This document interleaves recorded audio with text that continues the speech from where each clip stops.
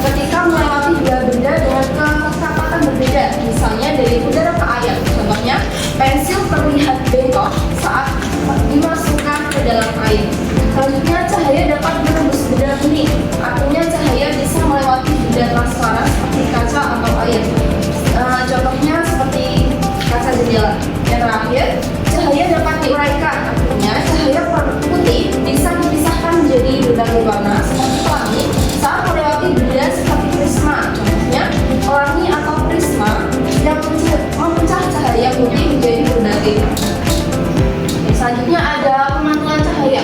Pemantulan cahaya jadi saat cahaya mengenai permukaan benda dan kembali ke atas semua.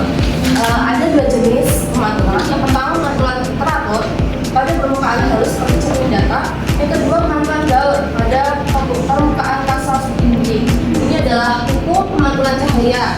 Nah, hukumnya adalah sudut datang sama dengan sudut mantul. Pembiasan cahaya terjadi ketika cahaya berubah arah karena melewati dua medium yang berbeda. Seperti ini, pensil di dalam gelas berisi air. Oke, agar anak-anak tidak bosan, ibu akan memutarkan sebuah video tentang pelangi dan putih.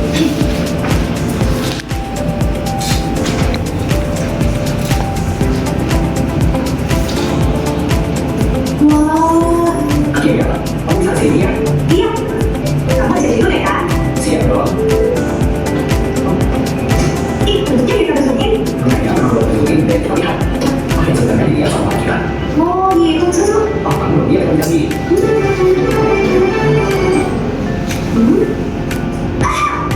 Kenapa? Oh, apa? Kira apa? Itu tadi. Serius, aku bisa lihat kan? Putihnya itu kan mulai kecil banget. Ini tidak sombas. Di sini program kita masalah jadi masalah beberapa menjadi pak. Jadi dong. Bagaimana materi yang disampaikan dan video yang disampaikan, apakah sudah paham? Sudah.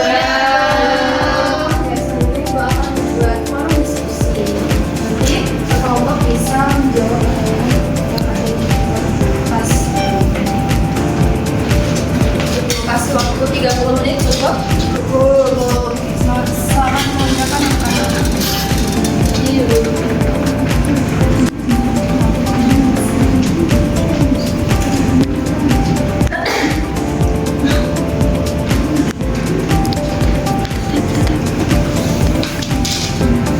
Sudah, anak-anak? Sudah. Karena waktu jam pelajaran habis, itu memanggil secara acak saja ya. Perwakilan dari kelompok 2 dan 3 silakan datang untuk menjelaskan isi-isi.